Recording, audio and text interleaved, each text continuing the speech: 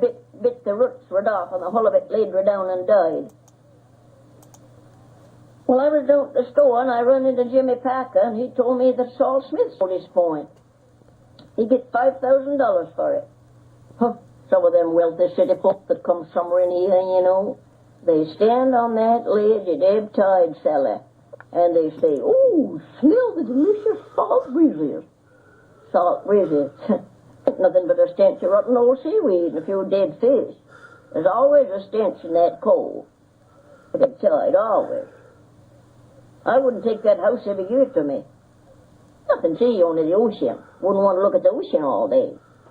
And then, you know, that house, Sally, has been haunted ever since Uncle Zeb Hawkins choked Aunt Maria there. Oh, sure, he choked her. He choked her all right. You never heard that story? My Lord, I was raised on that story. Uncle Zeb was cousin to my grandfather.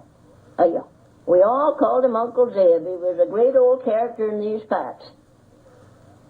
We children just loved him. Oh, the stories he'd tell us. He'd had an interest in life. He'd been to sea since he was 7 years old. Well, his mother died, and his father wasn't so lonesome. He was so lonesome that he took the little fella right along with him on a whaling vessel to the South Pacific. And when he got up there, he found that harpooning whales was no life for a child, so he set him ashore.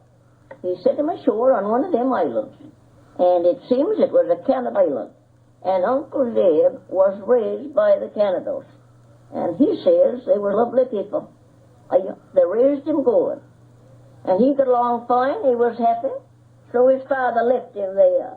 He'd go ashore, see him every few months when he was out there whaling. And he never brought him home till he was about 14 years old. And he was so lonesome when he come away. You know, he was so fond of those people on the islands, and they spoke languages, and he never did forget them. We children used to love to hear him talk.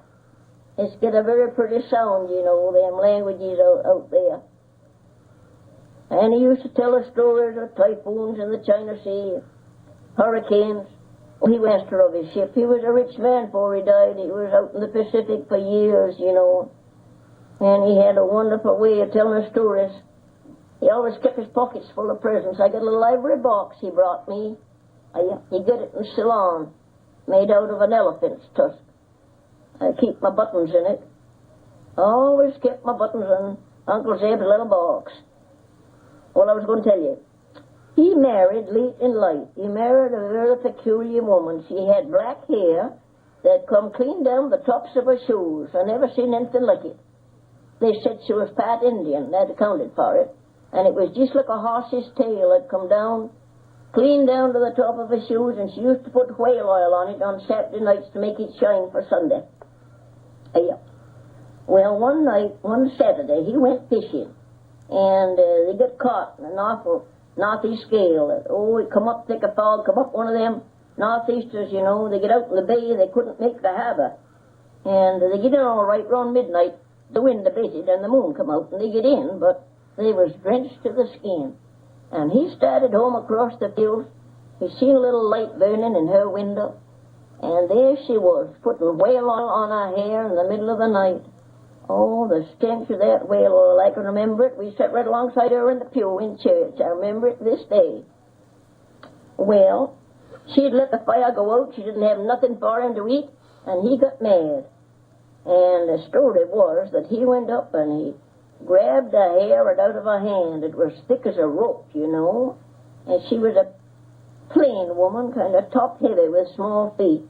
He was a very powerful man.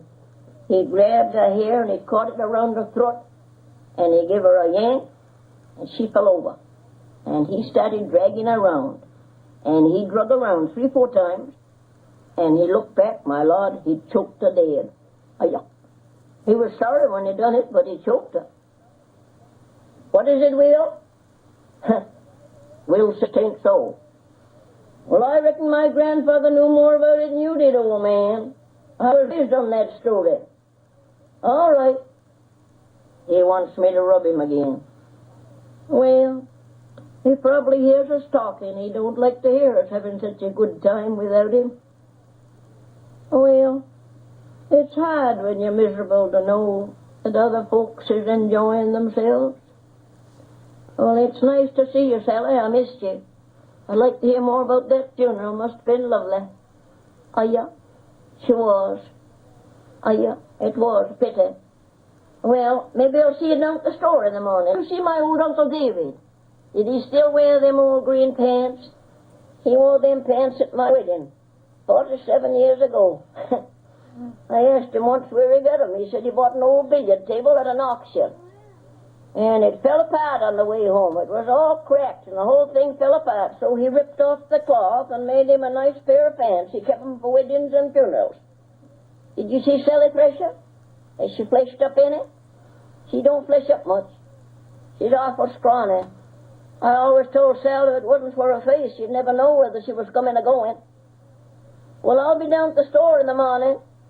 I got to get me some eggs. My hens ain't been laying lately.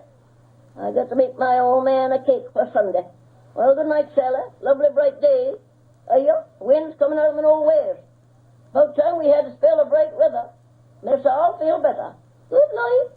Well, I'm coming right along. I'll rub you. Can't you have a mite of patience? I'm coming just as fast as I can. You know, Big Daddy had an earlier dramatic life, in a way, as Mr. Charlie, parading into town as the Delta drummer. The traveling salesman in the last of my solid gold watches. No, you're too old and darky to be carrying them heavy cases. Go straight on, Mr. Charlie. Mr. Charlie talked almost exactly like my father. I guess you'll keep at it till you drop down dead someday. You're right, Mr. Charlie.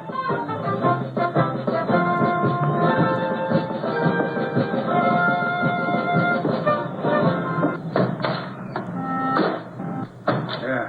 Now set that pan in motion and bring me up some ice water by and by. The fan doesn't wait, Mr. Charlie. Deterioration. Everything around here has been going downhill lately.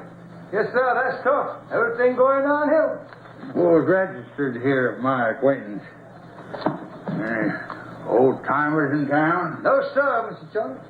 No, sir, Mr. Charlie. That's all I hear anymore. You mean to tell me I won't be able to scare up a poker game? Mr. Charlie, you'll be the best judge of that. Well, it's mighty slim pickings.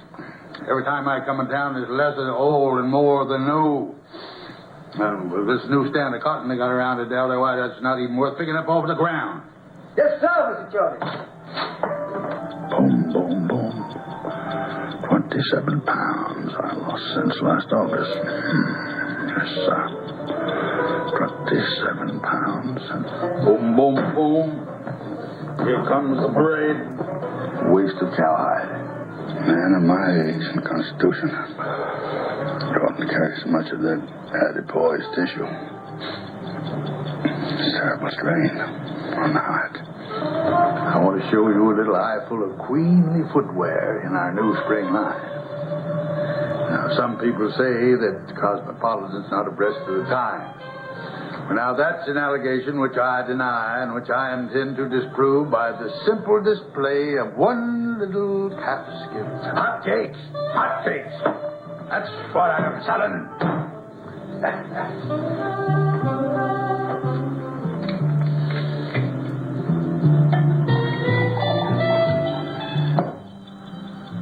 Maybe I'm living in a world of illusion.